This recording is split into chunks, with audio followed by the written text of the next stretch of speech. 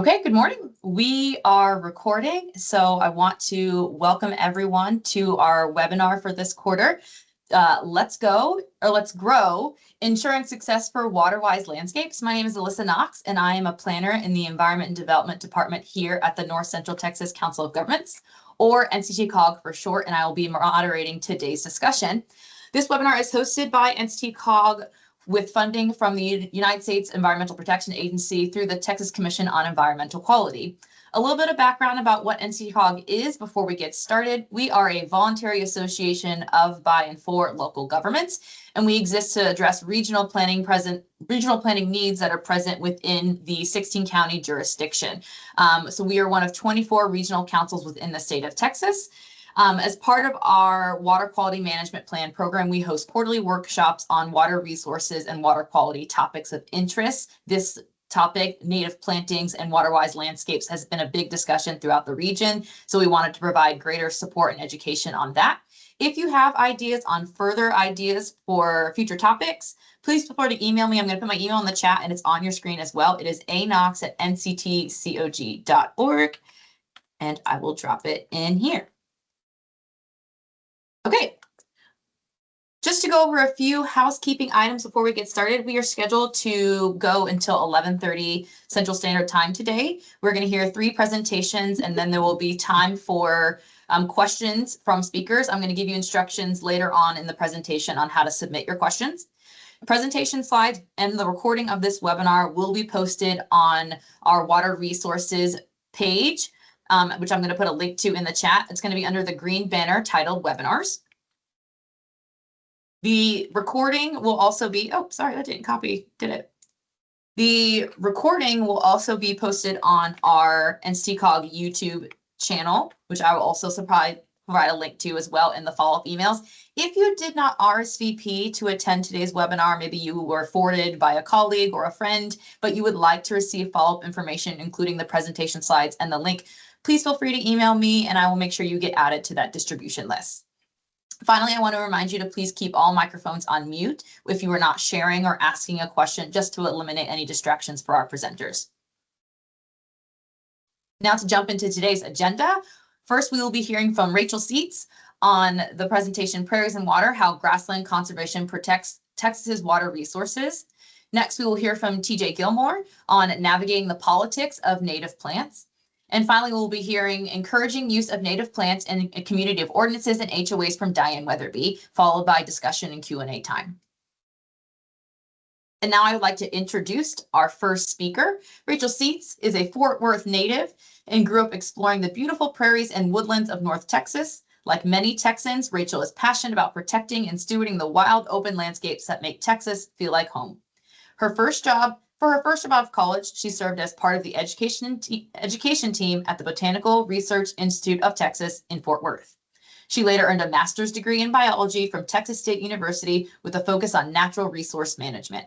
After graduating, she worked for an organization called Hill Country Alliance and focused on supporting local land owners with their land management goals. She's now back home in Fort Worth and working as the North Texas Conservation Manager for Native Prairies Association of Texas, where she helps local landowners permanently conserve their prairie land in North Texas. And now, Rachel, you may begin your presentation. Thanks, Alyssa. Let me take control here. Okay, I am the captain. Okay, can y'all hear me all right? Yes. Excellent. Well, hi, everybody, and thank you all for being here. And Alyssa, thank you again so much for the opportunity to join in on this webinar and present. We're really excited about this. Like Alyssa said, my name is Rachel Seitz. I am the North Texas Conservation Manager for Native Prairies Association of Texas. And today I'll be giving a brief presentation about how our Texan grasslands contribute to water conservation and water resources in the state. Okay. So some brief information to introduce y'all to Native Prairies Association of Texas. We are a statewide land trust. We are a nonprofit, and we were founded, next year we'll be 40 years old. So we were founded in 1986. And like many of y'all, we were founded by a group that's similar to probably y'all and many folks you know. It was a group that was concerned with how rapidly our Texan prairies were disappearing. And they have been working on conserving prairie land ever since. So like I mentioned, we are a land trust. So one of the primary means that we have of conserving prairie land is through something called a conservation easement, which is what my work is. I work specifically with landowners to help protect their properties through something called a conservation easement. So we hold 22 conservation easements on properties throughout the state on prairie land. And then we also, another means of preserving prairie land is through actual ownership through us, the land trust. So we own 11 fee-owned preserves. So that is about a little over 7,000 acres of protected prairie land in the state.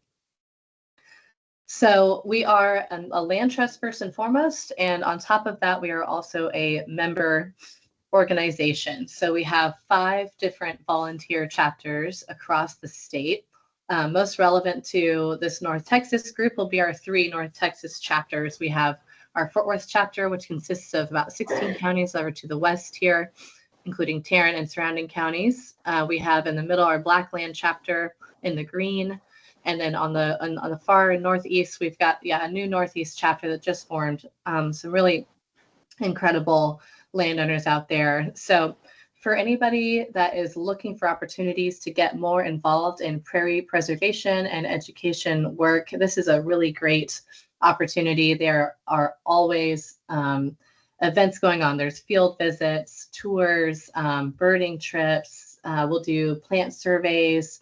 We have prairie seekers, which is kind of a training opportunity, and then prairie restoration activities. So lots going on across the state in our members, in our volunteer groups. So again, highly recommend checking that out on the website in case you're wanting to get more involved. But like I said, we're a land trust first and foremost. So we protect all types of prairies and grasslands across the state. And we have many, many different kinds of grasslands across our state. This map here is the different ecoregions of Texas. So some of y'all might already be familiar with this map and with the concept of ecoregions. For those of you that aren't, it's just the different types of environments, different plant groups, different climates, different geographies that form these specific areas. So some of y'all might be familiar with the hill country. That's the Edwards Plateau.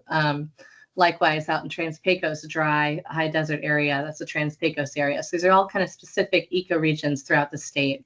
And many of them carry beautiful, diverse grasslands from your wetter Gulf prairies and marshes along the coast up to us in North Texas. We have the Blackland prairies that runs all the way from North Texas through Dallas down I-35. And that has some of the richest, healthiest soil in the world. So it's an incredible resource. We also have the cross timbers and prairies in and around Fort Worth, and then the post oak savanna, which is characterized by big old growth post oak trees interspersed with savanna grasslands. So acres and acres of grasslands here in Texas, and they're an incredible resource for us. And I'll get into that here in a little bit. So many of the grasslands I just mentioned are part of a greater spread of grasslands that range all the way from northern Texas through central United States up into southern Canada. So this spans about 170 million acres of tallgrass prairie and 265 million acres of shortgrass prairie. So again, the prairies in Texas, especially the prairies up in North Texas, are part of a greater expanse of prairies that blanket and cover the entirety of central United States. And let me show some pictures. They're, of course, facing some pressures. So being relatively flat, a general definition for a prairie would be your relatively flat, expansive land that is primarily dominated by grasses and herbs, wildflowers. So a nice variety of grasses and wildflowers on a relatively flat, expansive land. And because they are relatively flat, they're extraordinarily easy to develop on, build on, because they have such rich soils.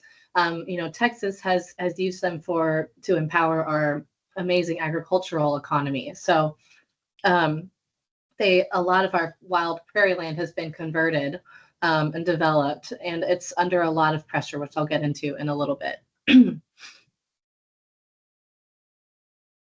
But these are our quintessential Texan landscapes. Alyssa mentioned this. I grew up riding horses at a friend's ranch as a kid out on these prairies. I hope many of y'all grew up at least driving by these grasslands, maybe on your way to school or on your way to work now.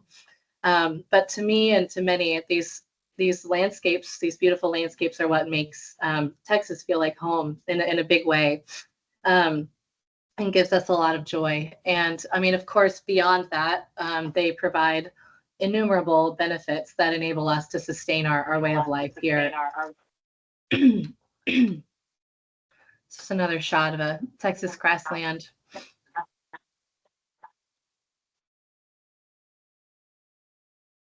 So I mentioned that grasslands are valuable, of course, as landscapes and to us aesthetically, but it goes so much further than that. So our prairie systems have incredible biodiversity and biomass. So when you are looking at 1 acre of native prairie, healthy native prairie, you're potentially looking at well over 300 species of plants there. So you have this incredible biodiversity present.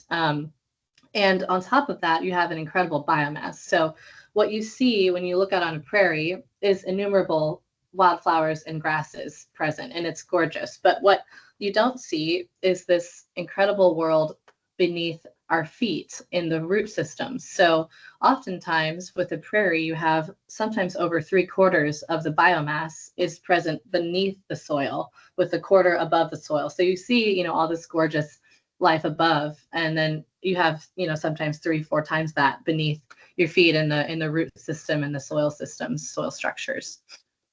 So this is just a depiction of some of the roots that you can have on our native grass species that are incredibly well adapted to our Texan climate, and don't need, they don't need to be watered. They don't need anything. They're just happy on their own.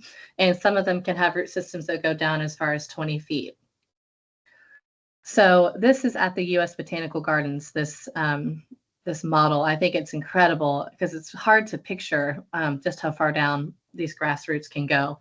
And the interesting thing, is that this model is not tall enough. So you can see some of the root systems have been bound like a ponytail at the bottom because they're just too long for the display. So this, in itself is incredible. But when I think about water, when we start to think about water resources in Texas, it becomes essential. So when I see these root systems, when we start to see these root systems, we think about the very structure that enables a drop of rain to hit the soil and percolate down into our groundwater, into the immense storage systems of water that we have beneath our feet in our aquifers. So these root systems form relationships with all the different microorganisms beneath our feet, fungi, bacteria, insects, to create this incredible structure that allows for percolation of water down into our aquifers. So that's just one of the many, many things we are highly dependent on prairies and their gorgeous, biodiverse root systems for. And of course, they support wildlife.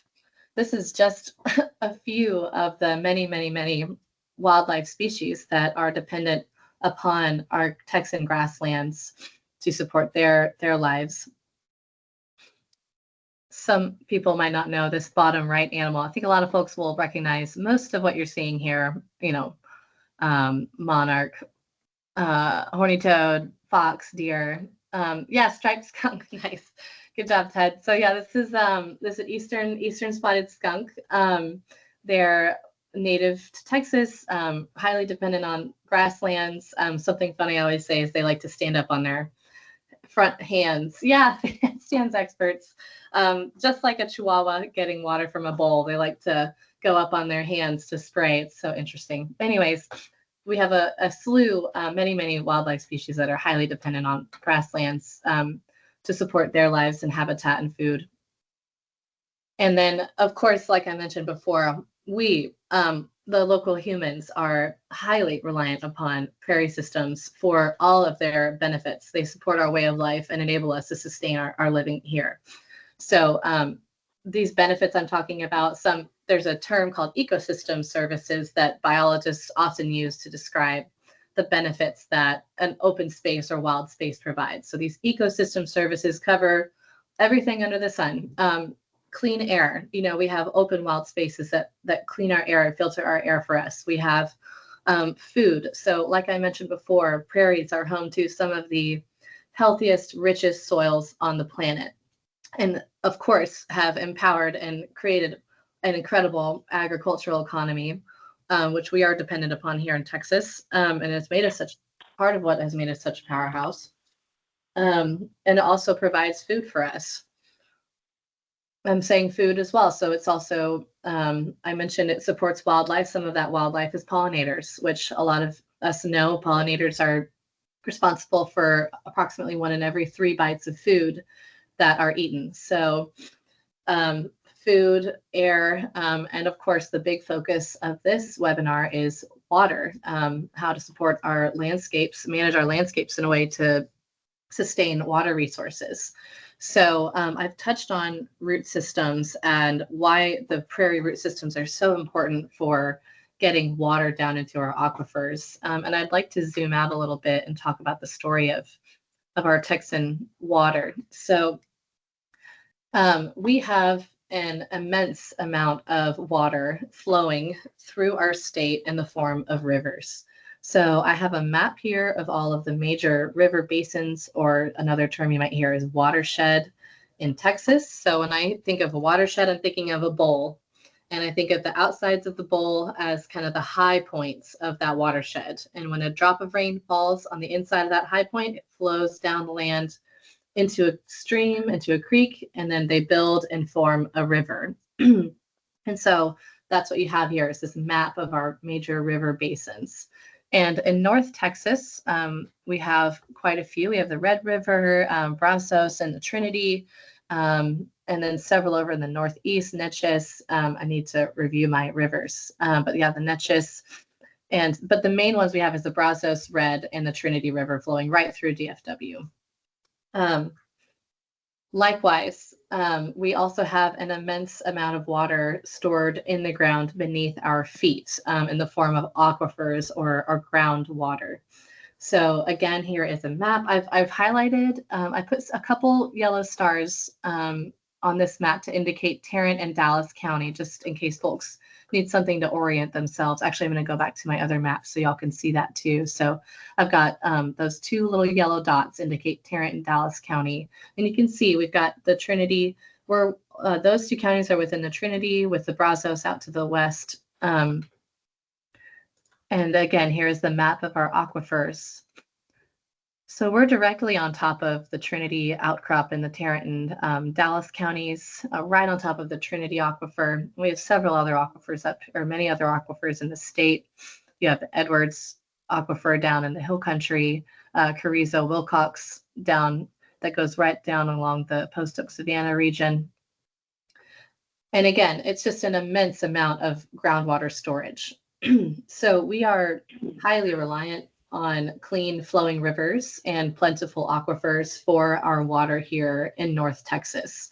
So many of the North Texas municipalities around DFW, our primary sources of water are reservoirs. So these would be your large man-made lakes that are sourced from local rivers. We have a few of those in the DFW area that supplies water to millions of us here. And then alternatively, you have many, many people also using wells to access water from the Trinity and from other aquifers beneath our feet. So they're tapping into our groundwater or aquifer supplies with their wells. So both of these primary sources of water are dependent upon healthy, wild, open spaces with rich root systems like the ones I talked about that enable and facilitate the percolation and recharge of our aquifers. So you have rain coming down. If rain hits concrete, it cannot go through the concrete and get into our aquifers. If rain hits wild, grasses and open space, it can percolate down through those root systems and recharge our aquifers. So it's particularly important to have these open wild spaces for that reason. And so we have these full aquifers. We're able to tap our wells in and get water. These aquifers also feed our springs, which also feed our creeks and our streams and our rivers ultimately. So it's all one connected system that's highly reliant on wild open sponges to recharge our aquifers. So again, we're highly reliant on that. Us DFW, North Texas citizens are extremely reliant on that for our water sources, and would have to get very creative should we lose those landscapes. So I showed a map of the prairie that had originally spread across the North Texas area and the U.S. And like I mentioned before, these lands are under immense pressures from development. We have a lot of pressure happening rapidly that has essentially left about 4% of our tall grass prairie and a little over half of our short grass prairie. And y'all might be familiar with this term. The Texas Triangle is where a lot of our development is occurring. I'm seeing my time. I know I need to go a little bit faster. So we have a ton of development going on in this Texas Triangle that consists of the DFW, Houston, and San Antonio metroplexes. And we see a lot of subdivision and conversion of our prairie lands happening, our wild open spaces. And that's where NPAT has come in. We work specifically with private landowners to preserve prairie land through something called a conservation easement. This is a map of some of the lands, not just North Native Prairies Association of Texas, but all of the land trusts in Texas have worked to protect. So this is, we are one land trust of about 35 active land trusts working in the state of Texas. And those 35 land trusts in Texas have worked to protect about 2 million acres of land in our state. So we are just a small part of that. I mentioned we have 7,000 acres of prairie land in protection specifically, but it's just a small, it's just the beginnings of land conservation through conservation easements in Texas. A lot of them have grown in popularity, specifically in the last 20 years. About 95% of conservation easements have occurred in the past 20 years. But of course, this is a map of the concentration of land protected through land trusts based on ecoregion. And a lot of the prairie lands that I mentioned are shorter, have less protected land. So your cross timbers, your Blackland Prairie, your post oak savanna are all in need of more protected lands. So the Native Prairies Association of Texas back in 2023, being very aware of the pressures that the DFW grasslands and the local areas are facing from urban sprawl, we launched an initiative called the North Texas Prairie Initiative back in 2023. And this is meant to be a 4-year project to go through 2028, or excuse me, 5-year project to go through 2028. And so far, our main goal was to protect at least 2,000 acres of land. And to date, we have protected a little over 1,100 acres of prairie land specifically. So we're really excited about that. This map shows the region where we work. So it's a large region, 33 counties. And our main goal is to connect with local landowners and basically work with them on a partnership to protect their prairie lands. So if you or anybody you know has some grasslands that they're wanting to protect, please feel free to connect them with us or reach out to us. We'd be happy to share some more information about different options available for grassland preservation. So yeah, just a couple success stories from the North Texas Prairie Initiative. We recently just closed, we protected this property, Drake Ranch out in Somervell County.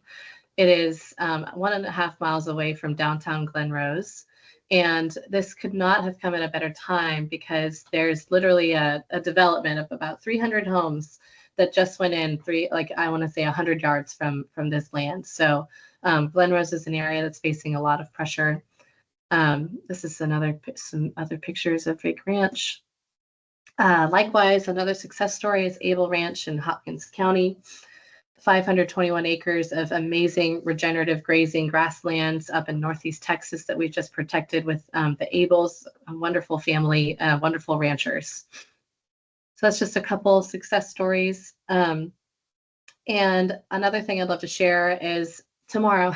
So it's a quick turnaround, but tomorrow we have a workshop if you're wanting to learn a little bit more about prairie protection, get out into the field and see some prairie restoration efforts in action. We'll be out at Rocosa Ridge in Bosque County, down in the southwest a little bit, southwest of Cleburne, about 45 minutes. And we have some really great speakers in the morning, and we'll head out for a tour in the afternoon after a catered lunch. So, okay, well, that was a quick presentation, and I'll pause here. I don't know, Alyssa, I'm sure you have instructions for questions.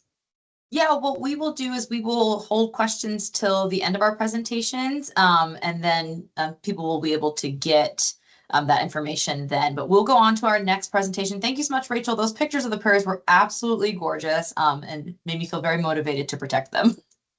Sure, thank you. Thanks for the opportunity.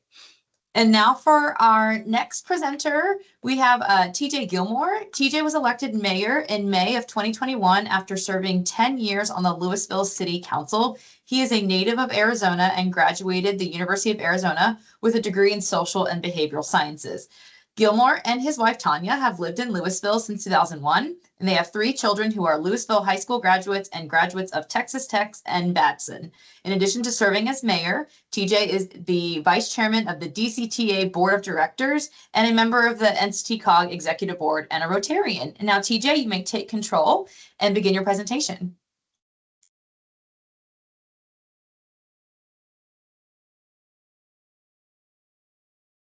All right, let's see if that's all working the way it's supposed to. How's everybody doing today?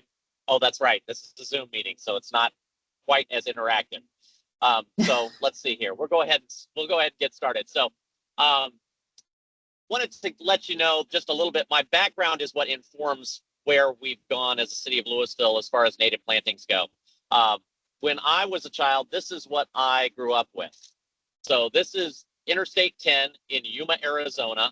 And for about 350 days of the year, it looks like this. Dirt and dust and really, really hardy plants and lots of critters that would like to kill you.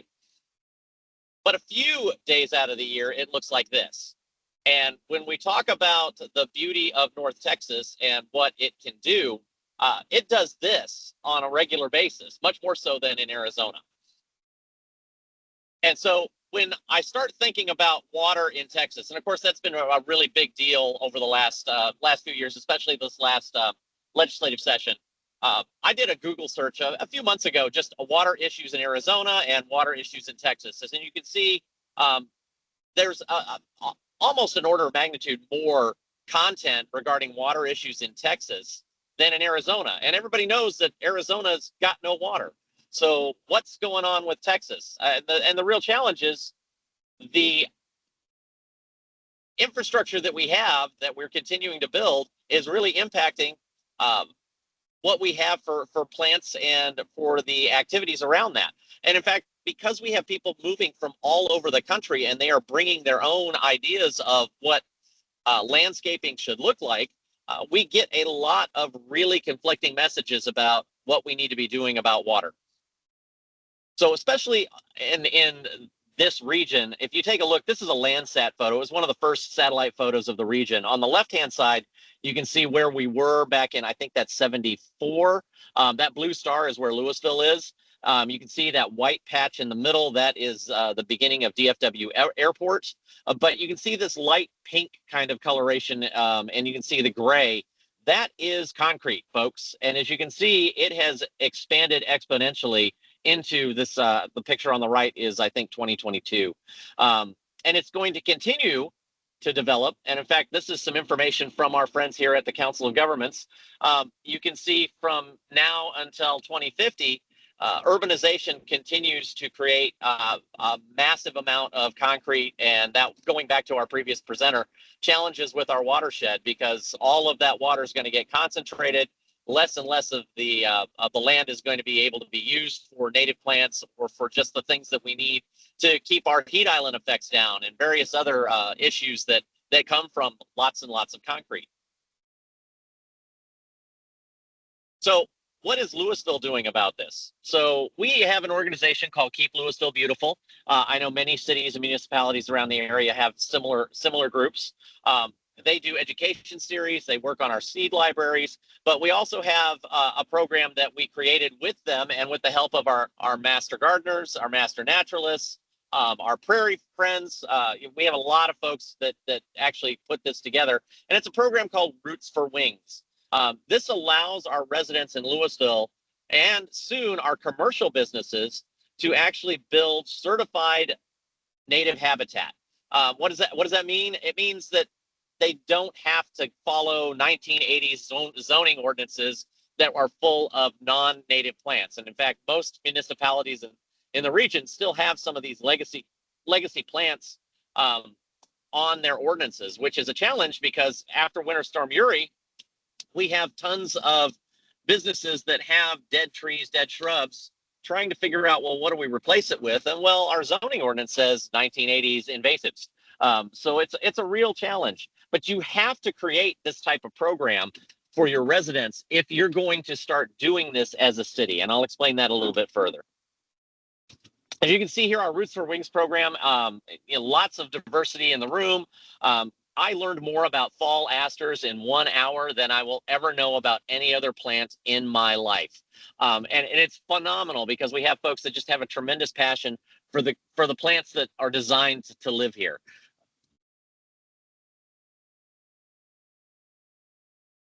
All right, why are you not clicking to my next slide here, guy? There we go.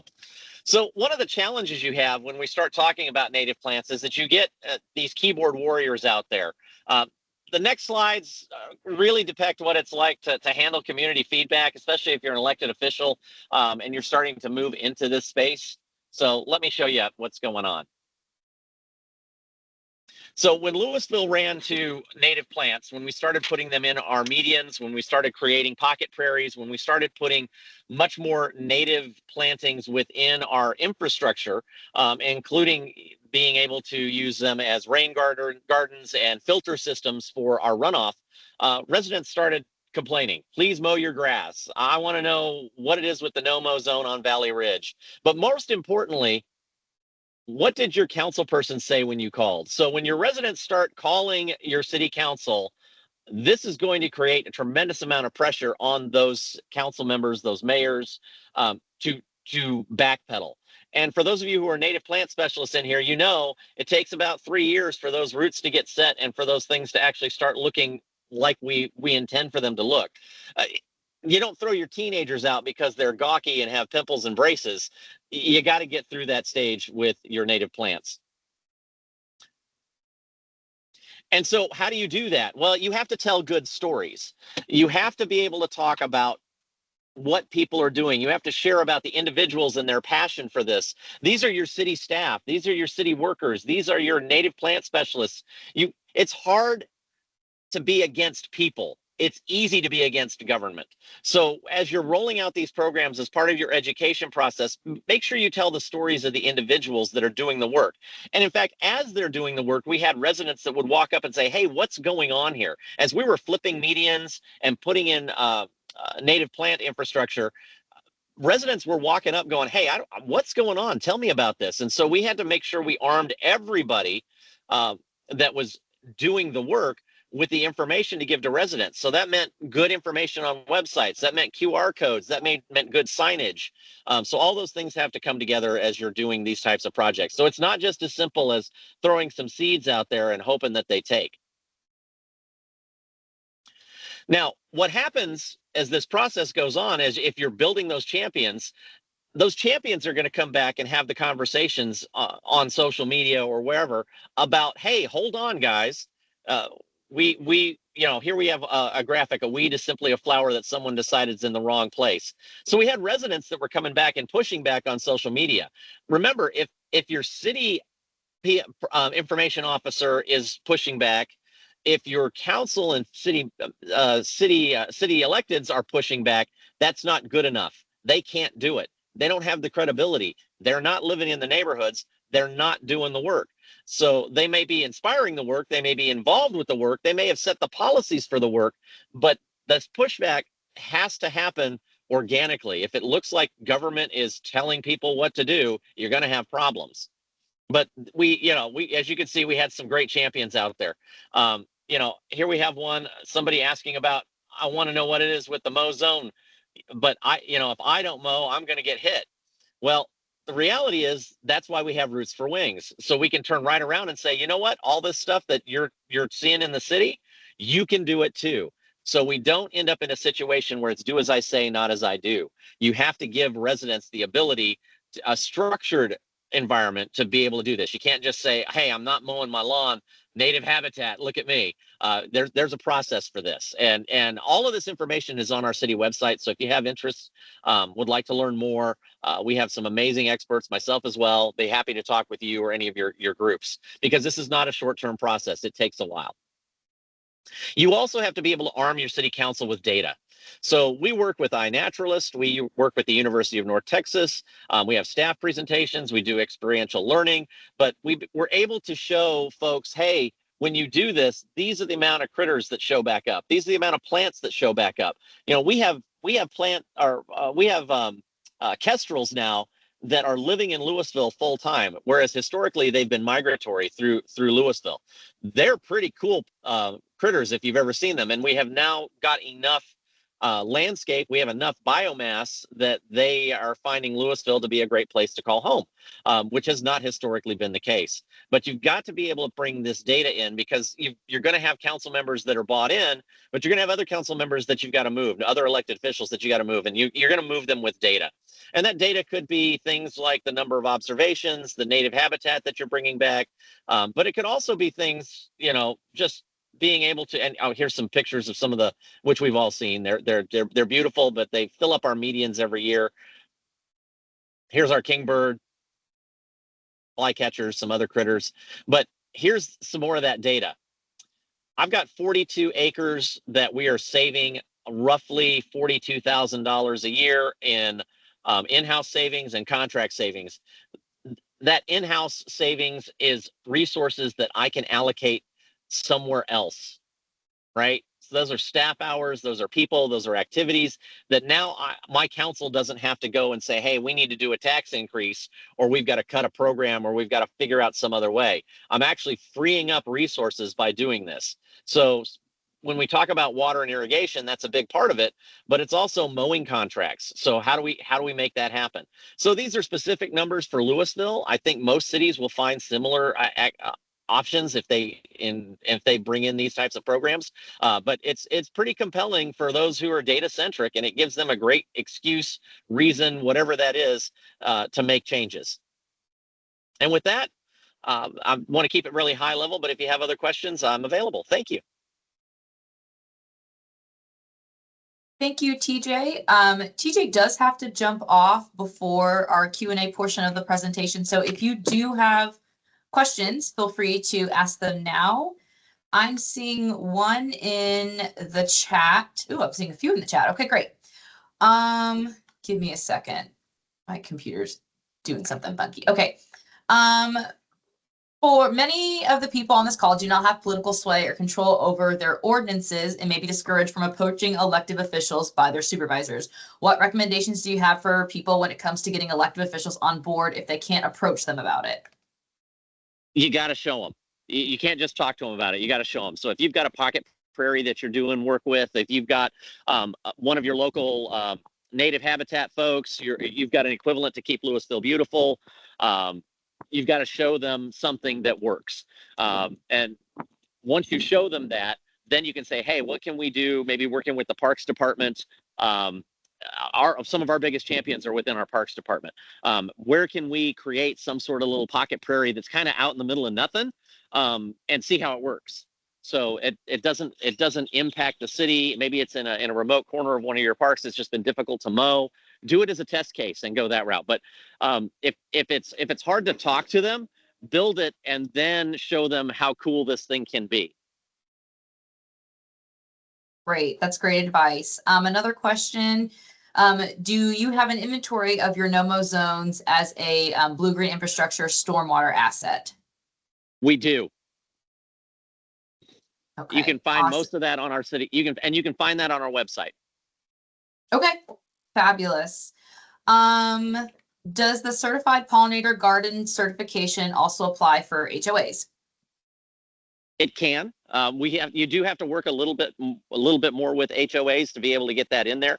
But thankfully, the state of Texas has really pushed on that, and I think HOA people who live in HOAs have more options than they think.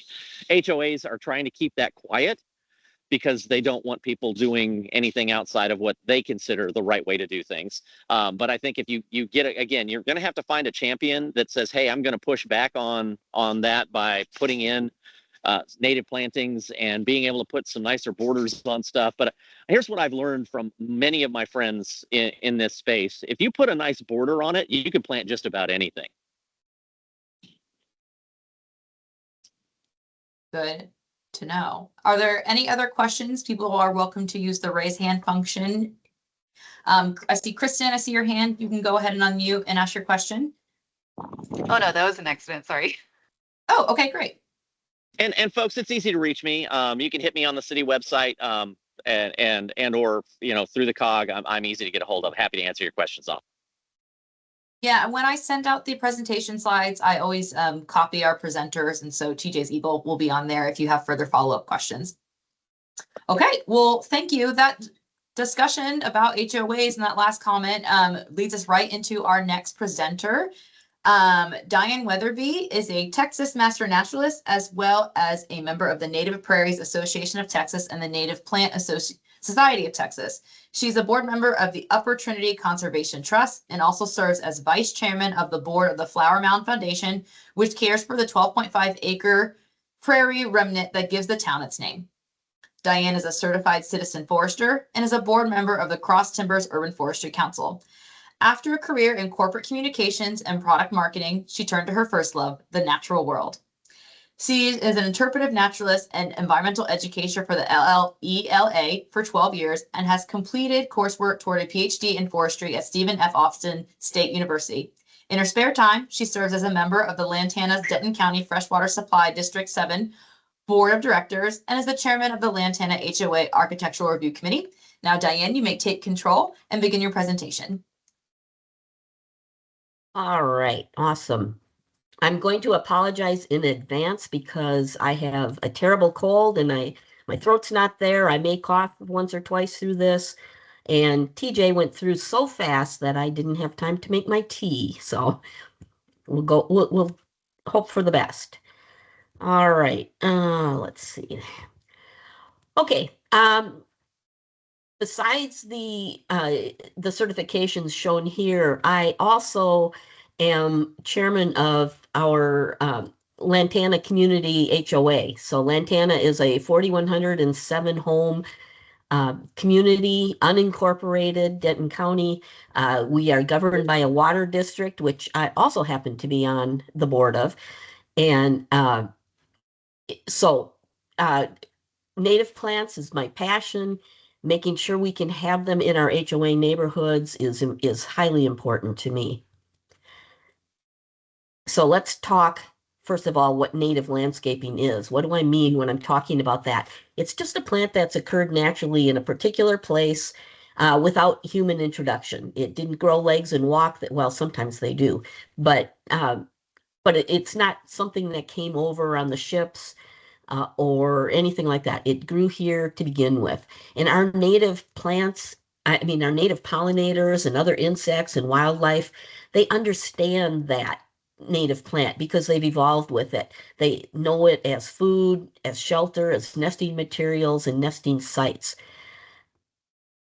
All right, there we go.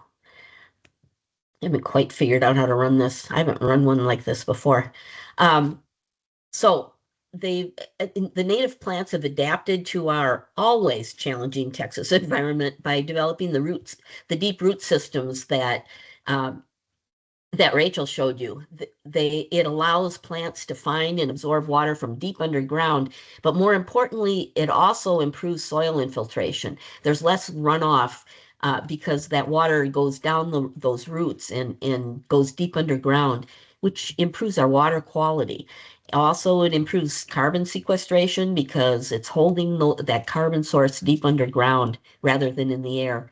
And and also it just improves the soil quality by adding organic material deep underground. So what are the benefits of native landscapes? And I'm going to take a second here to pause. And all of the pictures in this presentation were taken in Lantana, some in my yard, some in public spaces, some in other yards. But the background for these title slides is actually our neighborhood community event center, which is highly used. And we put what we call the Monarch Way Station because that's more palatable to people, but it is full of only native plants and it's absolutely gorgeous. So native landscapes benefit all of us through increased biodiversity. If you've ever planted knockout roses and lost them, you'll understand what I mean. If you have a monoculture, if something attacks one, it attacks them all, and you lose the whole landscape. It also offers a buffet to meet the needs of a whole variety of critters. The more diversity you have, the more services to our native critters you've provided. Reduced water usage is highly important. The plants are adapted to our periods of flood and drought. If you've lived here very long, you understand that we have drought for 7 years, followed by a massive flood. Never fails. So the plants are used to that. That's the cycle that they've evolved with. So, and it's important to understand that more native plants are killed by overwatering than underwatering. People think they have to water a lot, but they don't. Um, Native landscapes benefit all of us. It reduces the need for chemical fertilizers and pesticides, good for our health, good for our environment. The native plants have evolved with the insects in that region, and they kind of take care of themselves. They will, excuse me, they it's like if you've ever had aphids on milkweed, if you leave them alone and don't mess with them, pretty soon the ladybug larva will move in and they will take care of those aphids. And suddenly you'll notice they're not there anymore.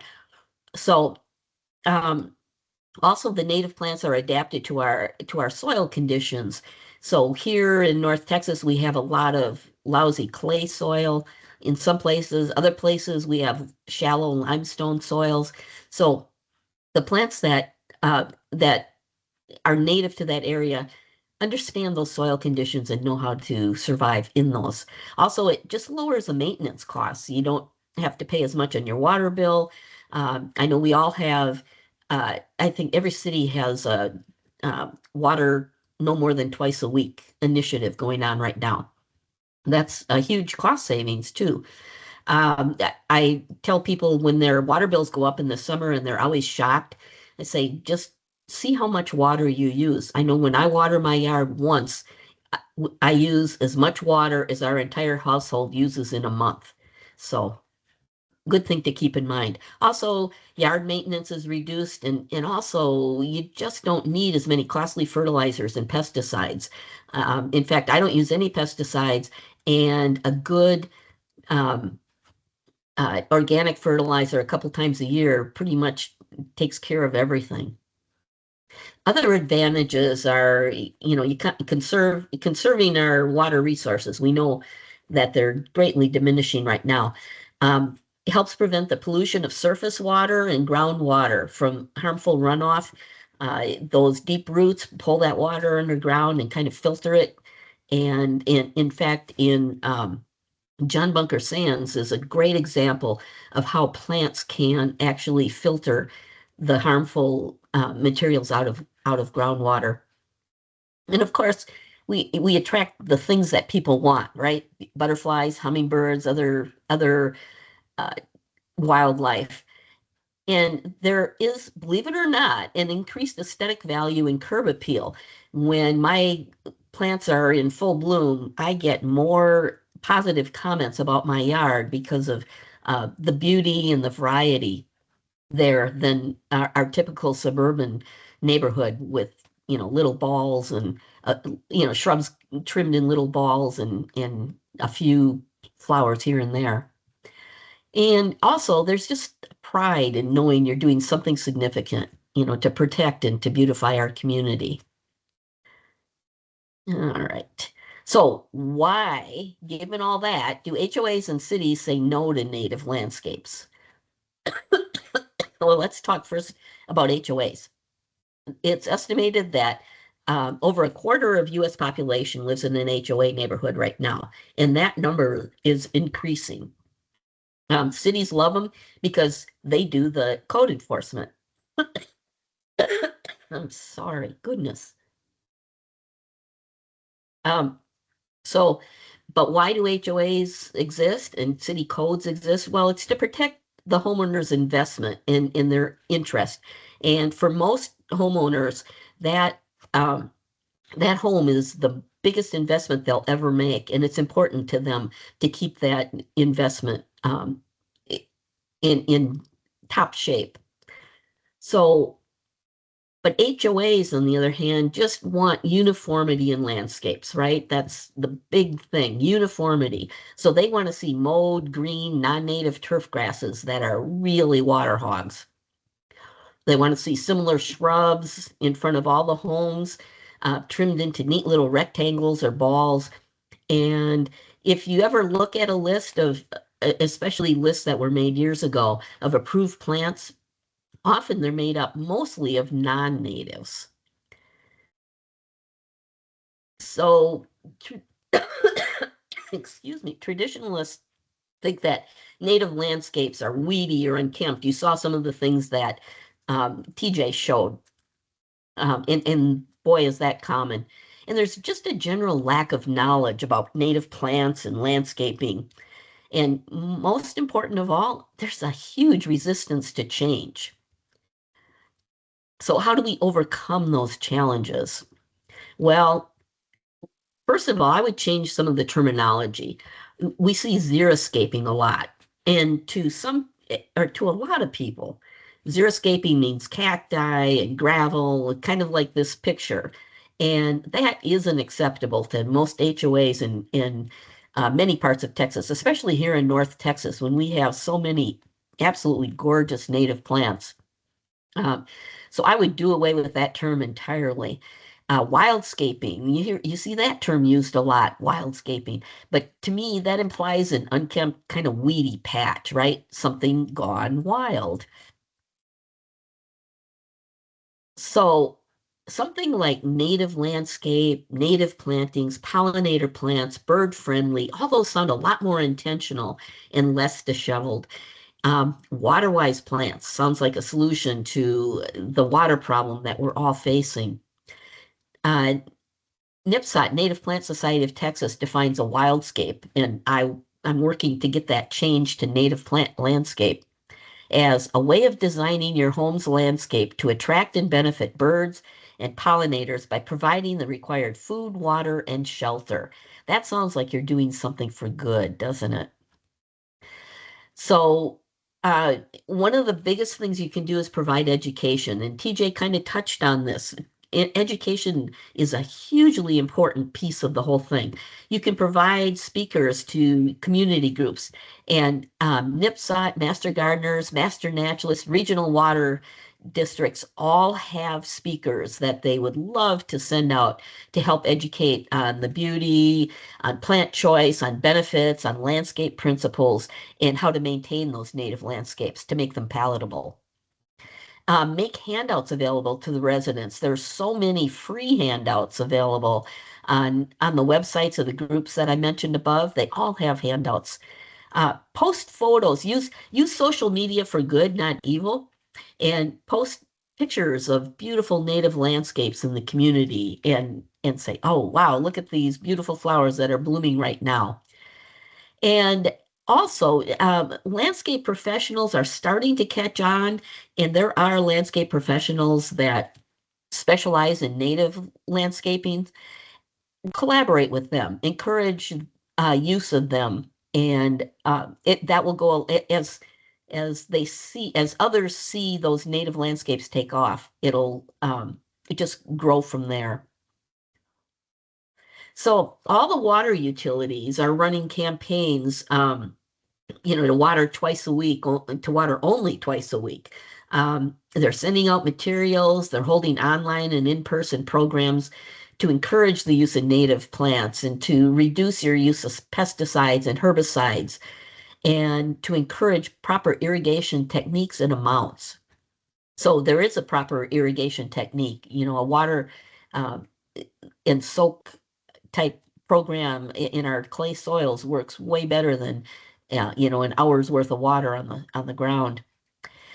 Area libraries, tap into your libraries. Now, most cities already have some sort of program at the library. I know here in Flower Mound, both Master Gardeners and Flower Mound's Environmental Services have programs at our local library on native landscapes. So spread the word that those programs are available and educate people as much as you can.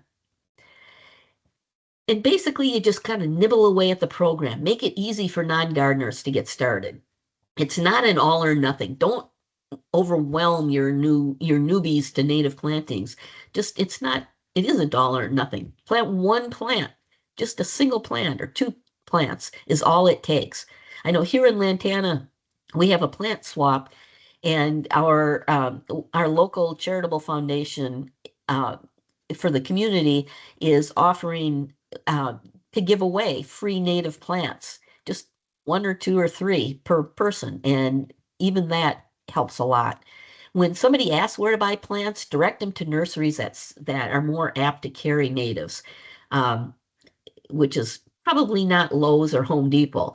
You can go to the NCTCOG website, and they have a list of what they call NICE nurseries, which stand for Natives Improve and Conserve the Environment. Those NICE nurseries are more likely to carry native plants. And you can lead by example. Create a native landscape that looks intentional. NCTCOG offers native landscape certification program classes, and they can help you learn how to do that.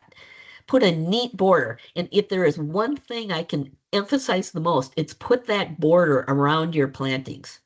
A neat border that makes it look intentional goes a long way.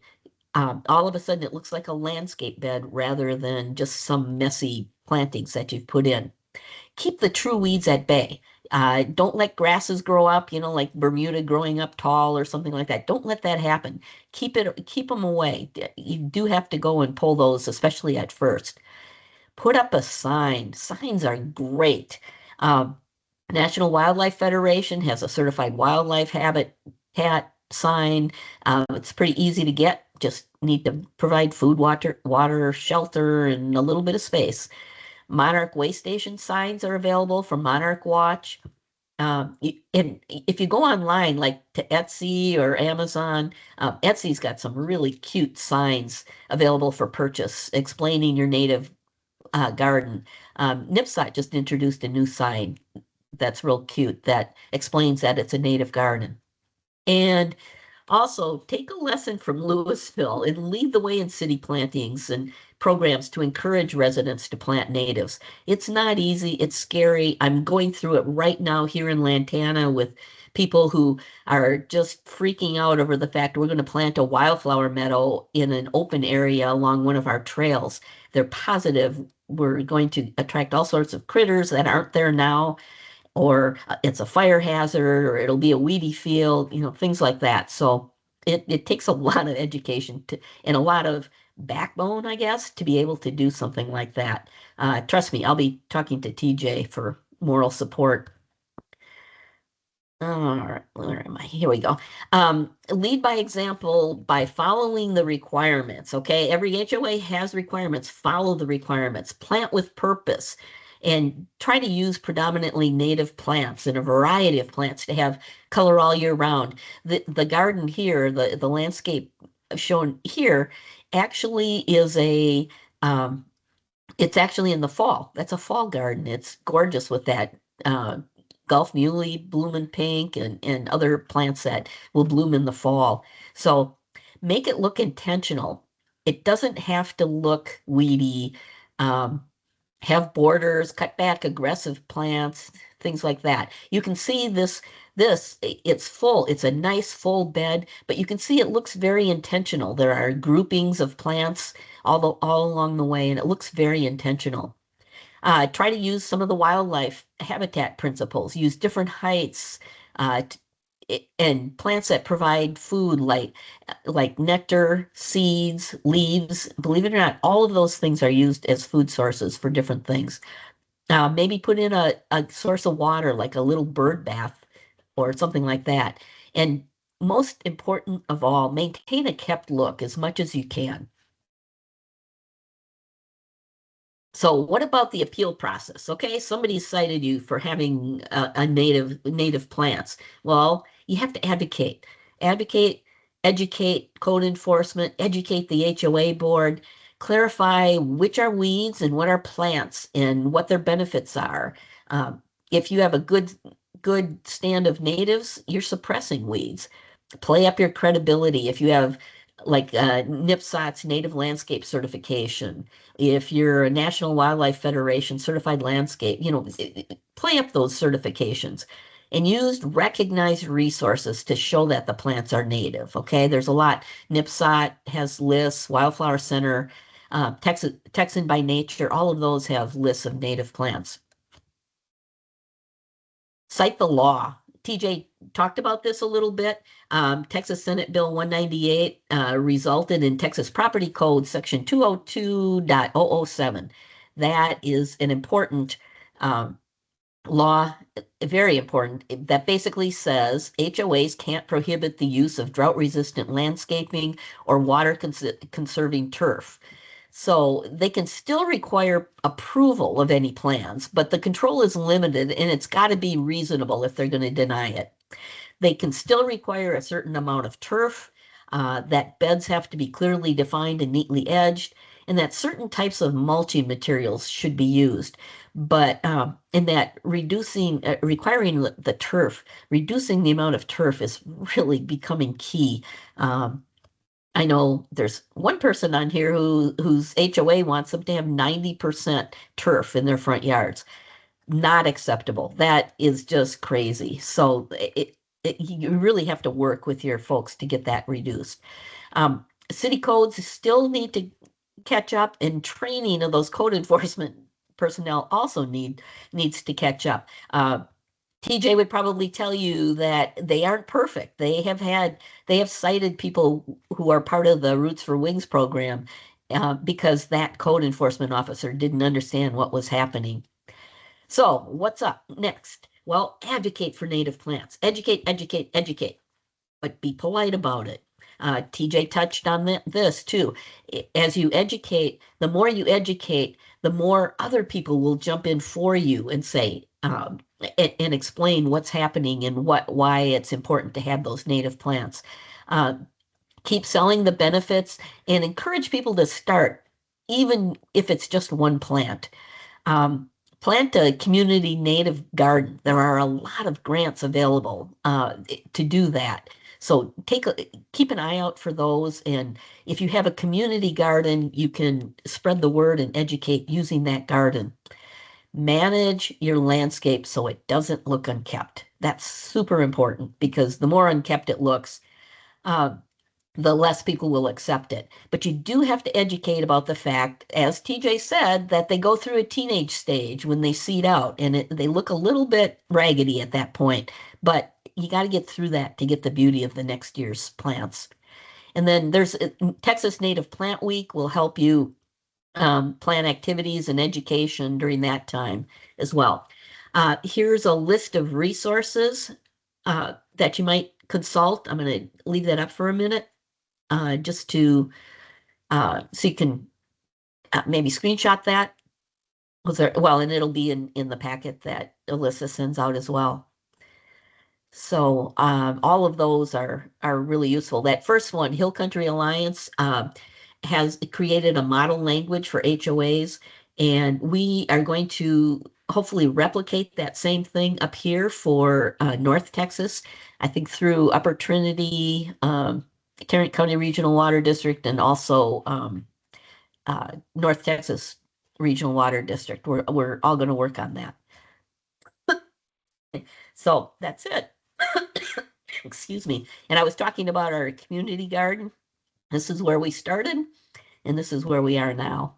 So, and that's it. Thank you so much, Diane. That was a wonderful presentation. We now have some time for questions. I see questions are already popping up in the chat.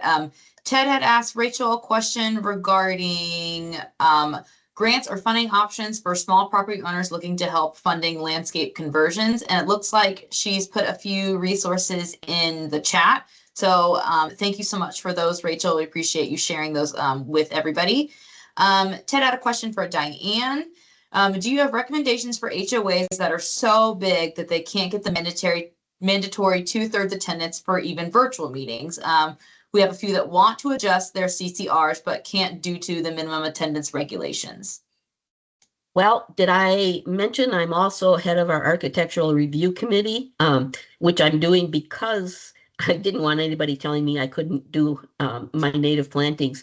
And what I have learned since chairing this committee is that the architectural review committee, or whatever your HOA might call it,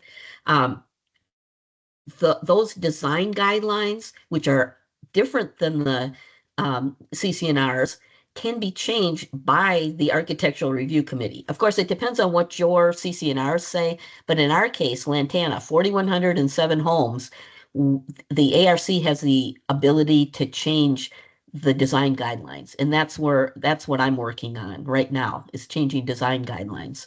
So there's probably more leeway than you think if you take a look at what your CCNRs and design guidelines actually say. Because design guidelines can be changed unilaterally by the ARC, or with approval of the board, of course. CCNRs, you need that mandatory, and that's tough. Another question for Diane. Do you know of any grants or funding options for small HOAs that are looking into converting their landscaping but need a little financial help? Sure, there's a lot of grants available. If you have any master naturalists in your community, get with them. They can find a lot of grants. Native Plant Society offers a grant. HEB has been offering grants.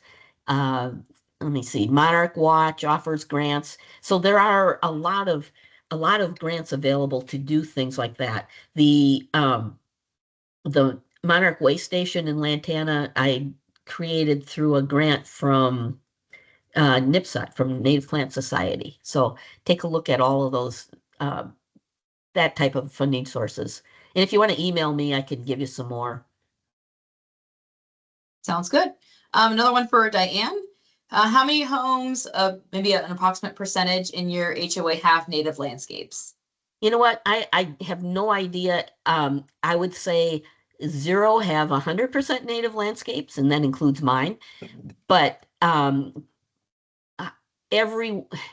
the number of homes that have put in at least a few native plants is really increasing. I would say probably 50%, maybe even more, have at least some native landscaping.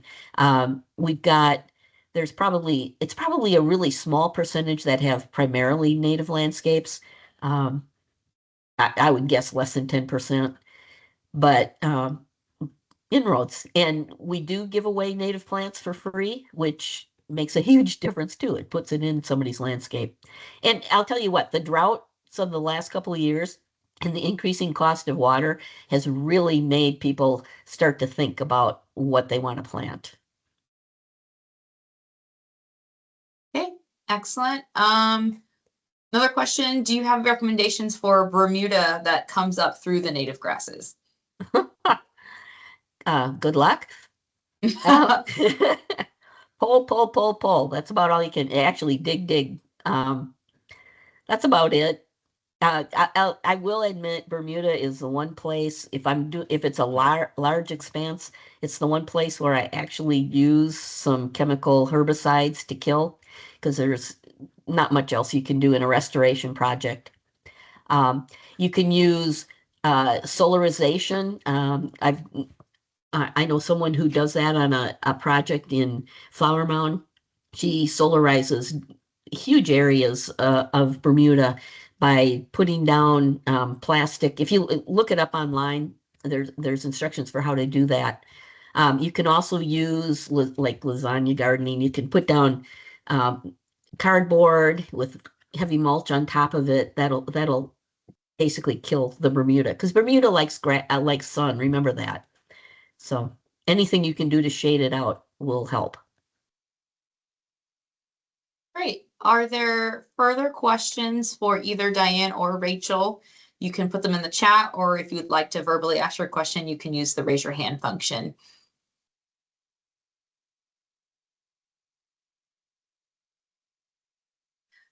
Shameless plug, I would be remiss if we talked about native landscaping and I did not talk about NCTCOG's Regional Stormwater Management Program's Texas Smartscape Initiative. So I'm going to put the link to that in the chat. You will find a lot of great resources on native landscaping and water-wise planting, including demonstration gardens and design tools to help you get started or to help promote that within your cities as well. If there are no other questions, we will begin to wrap up. I'm going to put a survey in the chat so you can provide NCTCOG with your feedback regarding today's webinar and ideas for future webinars. This will help us to continue to improve the work that we do and make sure we're bringing you relevant topics that you appreciate. So please take the time to fill that out. It should take probably about 3 to 5 minutes. Resources related to today's presentation and other water-related topics can be found on our Water for North Texas online library. I'm going to put that link in the chat. There we have reports, podcasts, all sorts of toolkits, calculators, all sorts of really interesting stuff to meet your needs. And if you do have any resources that you see are not on the Water for North Texas online library that you think would be really great to expand its reach, please feel free to reach out to me and we can see if that's a good fit and get that up on our website.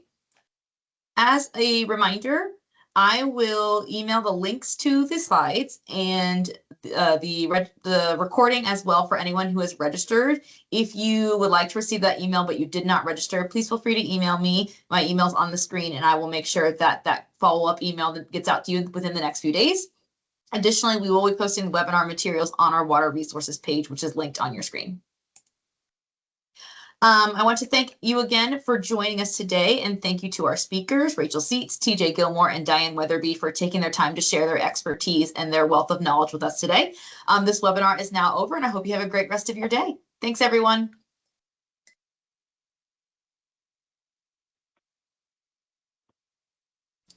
Thanks, Alyssa.